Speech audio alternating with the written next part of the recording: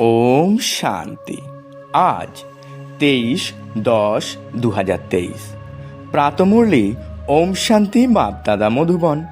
বাবা বলছেন, মিষ্টি বাচ্চারা, এখন মানুষের দ্বারা প্রাপ্ত হওয়া মন্ত্র যন্ত্র কাজে আসবে না।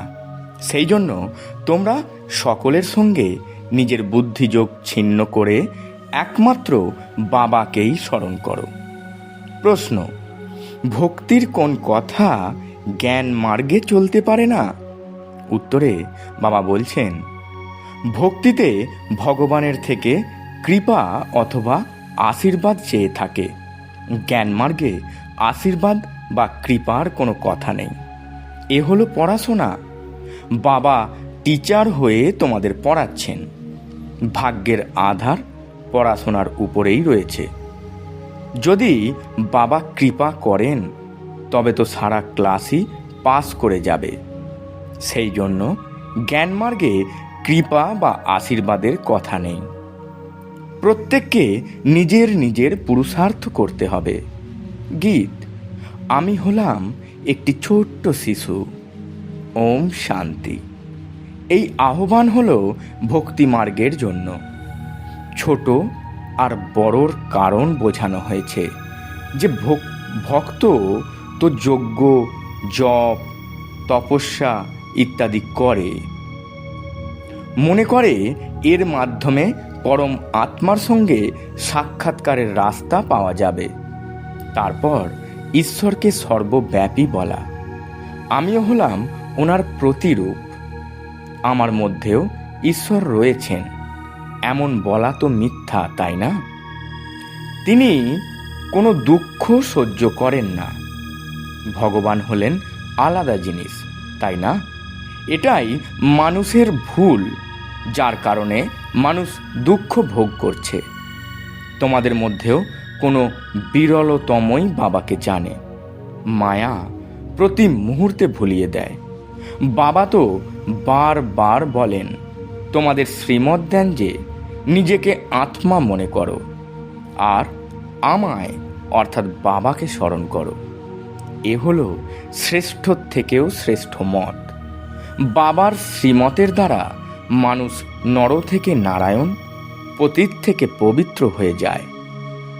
এই সময়ের এই যে পতিত মানুষ রয়েছে তাদের শ্রেষ্ঠ মত নেই। ভগবানও বলছেন যে এ হলো ভ্রষ্টাচারী আসরিক সম্প্রদায়। বাবা বলেন, তোমাদের দেবী দেবতা ধর্ম অত্যন্ত সুখ দেবে। তোমরা অনেক সুখ পেয়েছ। এ হলো পূর্ব নির্ধারিত ড্রামা। এ নয় যে ভগবান এই ড্রামা কেন বানিয়েছেন। এ তো হলো অনাদি ড্রামা, তাই না? জ্ঞান মানে দিন, ভক্তি মানে রাত। জ্ঞানের দ্বারা এখন তোমরা স্বর্গবাসী হতে চলেছ, ভক্তির দ্বারা নরকবাসী হয়েছ। কিন্তু মানুষ প্রস্তর বুদ্ধি সম্পন্ন হয়ে যাওয়ার কারণে বোঝে না ক্রোধ কত ভয়াবহ। কত বোমা বানাতে থাকে, মনে করে বিনাশ অবশ্যই হবে। তাহলে এ তো ভ্রষ্টাচারী বুদ্ধি হয়ে গেল, তাই না? কলিযুগকে বলা হয়ে থাকে রাবণ রাজ্য। রাবণই ভ্রষ্টাচারী বানায়। বাবা এসে অর্ডিন্যান্স বের করেন যে এখন ভ্রষ্টাচার বন্ধ করো।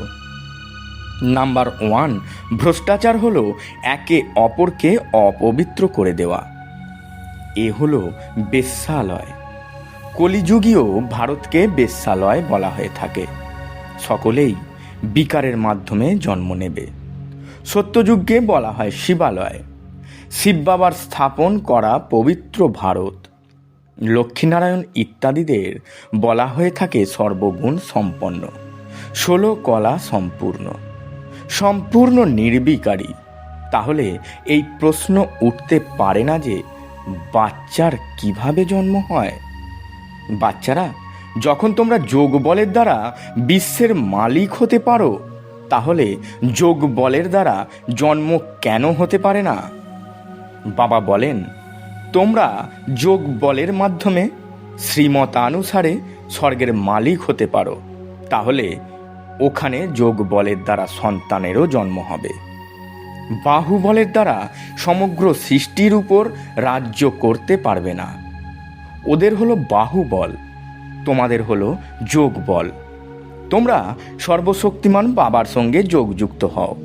সর্বশক্তিমান বাবা স্বয়ং বলেন, আমায় স্মরণ করো, তাহলে তোমাদের বিকর্ম বিনাশ হবে। কিন্তু কারোর কারোর বুদ্ধিতে দাঁড়ায় না। সেই সময় হ্যাঁ হ্যাঁ করে, তারপর ভুলে যায়। অবশ্যই ভগবান অসীম জগতের বাবা রাজযোগ শিখিয়ে জ্ঞানের মাধ্যমে আমাদের শৃঙ্গার করছেন। তারপরেও বুদ্ধিতে বসে না, তখন বলা হবে যে ওদের ভাগ্যে নেই, সেই জন্য চেষ্টা করে না। টিচার তো সকলকেই পড়ায়, তারপর কেউ অনেক পড়াশোনা করে, কেউ অনুত্তীর্ণ হয়ে যায়। টিচারকে থোড়াই বলবে যে আশীর্বাদ করো। পড়ায় আশীর্বাদ কৃপা করা চলে না। জ্ঞানমার্গে বাবা তোমাদের নমস্কার করেন। কৃপা বা আশীর্বাদ চাওয়া উচিত নয়। বাবার কাছে বাচ্চা আসলে তখন সে মালিকই হয়ে যায়। বাবা বলেন, এ হলো মালিক, কৃপার কথা নেই। বাবার ধন সম্পদ তা বাচ্চার হয়ে গেছে। হ্যাঁ, এছাড়া বাচ্চাদের শুধরে দেওয়া তা হলো টিচারের কাজ। টিচার বলবে পড়ো, পড়াশোনা করা তোমাদের কাজ। কি কৃপা করবে?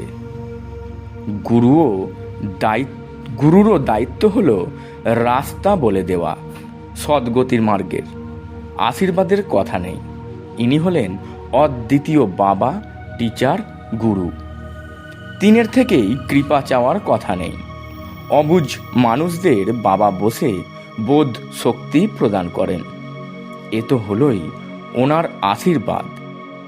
এছাড়া এর উপর চলা বাচ্চাদের কাজ। গাওয়া হয়েছে শ্রীমৎ ভগবানুবাচ। তিনি হলেন উচ্চর থেকেও উচ্চ, তাহলে ওনার মতো উচ্চ হবে, তাই না?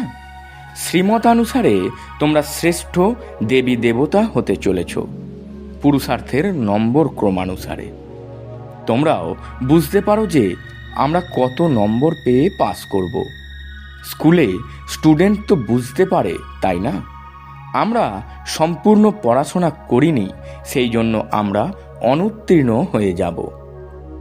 বাবাও রেজিস্টারের মাধ্যমে বুঝে যান যে এ অনুত্তীর্ণ হয়ে যাবে। ইনিও হলেন অসীম জগতের অদ্বিতীয় পিতা, টিচার, গুরু। তিনিও জানেন, বাচ্চারাও জানে যে আমরা পড়ি না। না পড়লে তখন অবশ্যই কম পদ প্রাপ্ত হবে। এমন পুরুষার্থও করে না যে আচ্ছা আমরা তীব্র গতিতে পড়াশোনা করব। অবশ্য কতই না মাথা কুটতে থাকে, বোঝায় তবুও কিছুই করে না। শ্রীমতানুসারে না চলার জন্য কম পদ পাবে। যে বাচ্চা হয় সে ডিনাইস্টিতে তো চলে আসবে, সেখানেও অনেক পদ রয়েছে, তাই না? দাস দাসীও হয়। বাচ্চারা জানে যে না পড়লে, না পড়ালে তখন দাস দাসী হব, কিন্তু সেও রয়্যাল থাকে। লক্ষ্মী নারায়ণের হীরে জহরতের মহল থাকবে, তাহলে দাস দাসীও সেখানেই থাকবে, তাই না?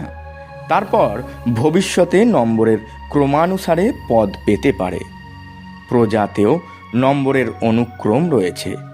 ভক্তিমার্গে মানুষ ইনসিওর করে, তাই না? ঈশ্বরের উদ্দেশ্যে দান করে। মনে করো কেউ হসপিটাল বানিয়েছে, তাহলে পরজন্মে ভালো নিরোগী শরীর প্রাপ্ত হবে। অল্পকালের জন্য ফল তো প্রাপ্ত হয়, তাই না? কেউ পাঠশালা খুলেছে, তখন পরজন্মে ভালো পড়াশোনা করবে। ধর্মশালা খুলেছে, তখন পরজন্মে থাকার জন্য ভালো ঘর বাড়ি প্রাপ্ত হবে। তাহলে এ তো ইনসিওর করা হলো, তাই না? প্রত্যেকে নিজেকে ইনসিওর করে। এখন তোমাদের হলো ডাইরেক্ট ঈশ্বরের সঙ্গে ইনসিওর। ওটা তো হলো ইনডাইরেক্ট, এ হলো ডাইরেক্ট ইনসিওর করা। বাবা এ সব কিছু হলো তোমারই। আমরা হলাম ট্রাস্টি। এর বদলে তুমি আমাদের 21 জন্মের জন্য স্বরাজ্য দিয়ে দেবে। এ হলো ডাইরেক্টলি বাবার কাছে ইনসিওর করা 21 জন্মের জন্য। বাবা বলেন, নিজের ব্যাগেজ সব সত্য যুগে ট্রান্সফার করে দাও। যেমন লড়াই লাগলে তখন আবার ছোট ছোট রাজারা বড় রাজাদের কাছে নিজেদের ধন সম্পদ গচ্ছিত রাখে। তারপর লড়াই যখন সমাপ্ত হয়ে যায় তখন আবার বড়দের থেকে ফিরিয়ে নিয়ে নেয়। বাবা হলেন এই সব বিষয়ের অনুভাবী, তাই না? বাবাও জানেন, এই দাদাও জানেন। বোঝা উচিত আমাদের দাদার দ্বারা বাবার থেকে উত্তরাধিকার প্রাপ্ত হয়। বাবা পড়ান, হেভেনলি গডফাদার হলেন সেই বাবা, ইনি নন। ইনি তো হলেন দাদা, বড় ভাই। প্রথমে অবশ্যই দাদুর হতে হবে। বাবা, আমরা হলাম তোমার থেকে আমরা উত্তরাধিকার নেব। আর সব দিক থেকে বুদ্ধিযোগ ছিন্ন করা, এতে পরিশ্রম আছে। বাবা বলেন, এখন আর গুরু ইত্যাদিদের মন্ত্র কোনো কাজে আসবে না। কোনো মানুষ মাত্রই মন্ত্র এখন কাজে আসবে না। আমি তোমাদের বলছি, আমাকে স্মরণ করো, তবেই তোমাদের বিজয় হবে। তোমাদের মাথার উপরে অনেক পাপের বোঝা রয়েছে। এখন আমাকে স্মরণ করো, তবেই বিকর্ম বিনাশ হবে। বাবা বলছেন, তারপর তোমাদের স্বর্গে পাঠিয়ে দেব। প্রথমে তো এই নিশ্চয় থাকা চাই, তাই না? নিশ্চয় না থাকলে তখন বাবা বুদ্ধির তালাও খোলেন না, ধারণাও হয় না। বাবার হয়ে গিয়েছ, তাহলে উত্তরাধিকারও দাবিদার হয়ে গেছো। বুদ্ধিতে বসে না। কোনো কোনো নূতন পুরনো থেকে তীব্র গতিতে এগিয়ে যায়। বাবা তো ভালোভাবে বুঝিয়ে থাকেন, যে যত পড়বে ততই উপার্জন করবে। এই গড ফাদারলি নলেজ হলো সোর্স অফ ইনকাম। তোমরা বিশ্বের মালিক হয়ে যাও নলেজের দ্বারা। মানুষের মধ্যে এই জ্ঞান থোড়াই আছে। এখন তোমরা অর্থাৎ আমার বাচ্চারা আসুরীয় সম্প্রদায় থেকে দৈবী সম্প্রদায়, ভ্রষ্টাচারী থেকে শ্রেষ্টাচারী হতে চলেছ। শ্রীমত ব্যতীত কেউই শ্রেষ্টাচারী হতে পারে না, না হলে আবার অন্তিমে সাজা ভোগ করে ফিরে যাবে। অবশ্যই অল্প বিস্তর যে শোনে সেও স্বর্গে যাবে, কিন্তু একদমই সাধারণ প্রজায়।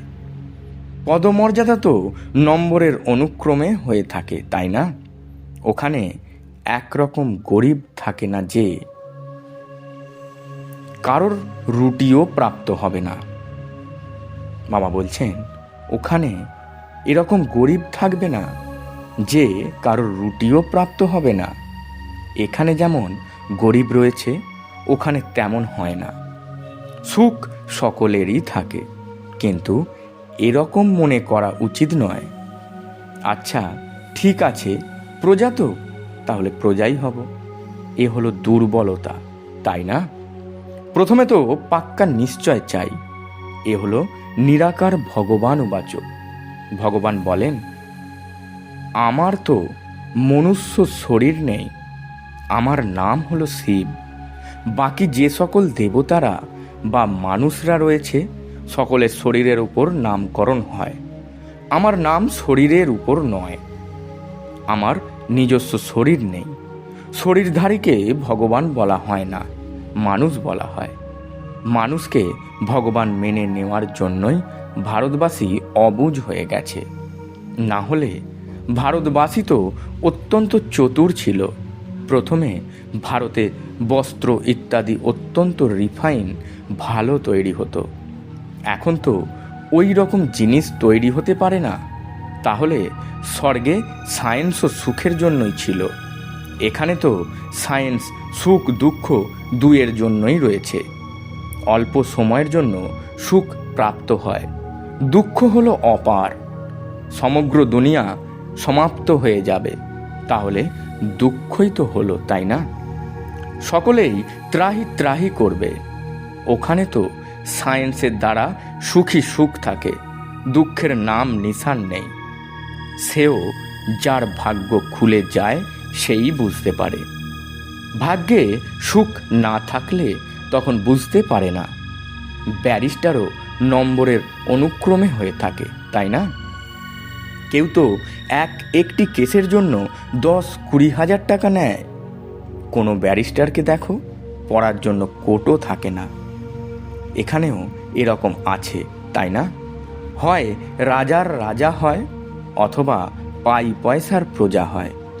সেই জন্য বাবা বসে বাচ্চাদের বুঝিয়ে থাকেন, ভারতই হলো এই সময় সব থেকে গরিব, ভারতই আবার ঐশ্বর্যশালী হয়। দান সর্বদা গরিবদের দেওয়া হয়ে থাকে। ধনবানরা এতখানি নিতে পারে না, মানে জ্ঞান। গরিব জনসাধারণই এই জ্ঞান নেবে। ধনবানদের দান করা এই রকম নিয়ম নেই। তোমরা হলে গরিব, তাই না? তোমাদের মাম্মা ছিলেন সব থেকে গরিব। তিনি পরে বিশ্বের মহারানী হয়ে যান। ড্রামায় এরকমভাবে তৈরি রয়েছে। গরিবরা বেশি করে জ্ঞান নেয়, কারণ তারা হলো দুঃখী। ধনবানেরা হলো অত্যন্ত সুখী। তারা তো বলে, আমাদের জন্য তো এটাই স্বর্গ। মোটর গাড়ি, পয়সা ইত্যাদি আছে। যাদের কাছে পয়সা নেই, নরকে রয়েছে, তোমরা তাদের জ্ঞান দান করো, এমনও বলে থাকে। এখন তোমাদের হলো গড ফাদারলি সার্ভিস। তোমরা হলে ভারতের প্রকৃত সার্ভেন্ট। ওই সোশ্যাল ওয়ার্কার্সরা হলো শরীর সম্বন্ধীয়, মানুষকে সামান্য সুখ দেয়। এরা তো সমগ্র সৃষ্টিকে পরিষ্কার করে পবিত্র সুখী করে দেয়। এরা তন মন ধন দ্বারা ভারতের সেবা করছে। আচ্ছা, মিষ্টি মিষ্টি হারানিদি বাচ্চাদের প্রতি মাতা পিতা বাপদাদার স্মরণে স্নেহ সুমনার সুপ্রভাত। আত্মাদের পিতা তার আত্মারূপী বাচ্চাদেরকে জানাচ্ছেন নমস্কার। আমরা আত্মারূপী বাচ্চারা আমাদের আত্মারূপী মাতা পিতা বাপদাদাকে জানাই স্মরণে স্নেহ সুমনার সুপ্রভাত এবং 100 কোটি নমস্কার। ধারণার জন্যে মুখ্য সার। প্রথম পয়েন্ট, নিজের পুরনো ব্যাগেজ 21 জন্মের জন্য ট্রান্সফার করতে হবে। ইনসিওর করে ট্রাস্টি হয়ে দেখাশোনা করতে হবে। দ্বিতীয় পয়েন্ট, নিশ্চয় বুদ্ধি সম্পন্ন হয়ে পড়াশোনা করতে হবে। গরিবদের জ্ঞান দান করতে হবে। ভারতকে পবিত্র করার প্রকৃত রুহানি বা আধ্যাত্মিক সেবা করতে হবে। বরদান, নিজের প্রত্যেকটি কর্ম এবং বাণীর দ্বারা চলতে ফিরতে প্রতিটি আত্মাকে শিক্ষা প্রদানকারী মাস্টার শিক্ষক ভব। ব্যাখ্যায় বাবা বলছেন, যেমন আজকাল ভ্রাম্যমান লাইব্রেরি হয়, তেমনি তোমরাও হলে ভ্রাম্যমান মাস্টার শিক্ষক। সর্বদা নিজের সামনে স্টুডেন্টদের দেখো, একলা নও, সর্বদা স্টুডেন্টদের সামনে রয়েছ, সর্বদা স্টাডিও করছো আর করাচ্ছ। যোগ্য শিক্ষক কখনো স্টুডেন্টদের সামনে অমনোযোগী হবে না, অ্যাটেনশন রাখবে। যখন তোমরা ওঠো, চলাফেরা করো, খাও, প্রত্যেকটি সময় মনে করো আমরা কলেজে বসে রয়েছি, স্টুডেন্টদের দেখছি। স্লোগান, আত্মনিশ্চয়ের দ্বারা নিজের সংস্কারগুলিকে সম্পূর্ণরূপে পবিত্র করাই হলো শ্রেষ্ঠ যোগ। ওম শান্তি। নমস্কার।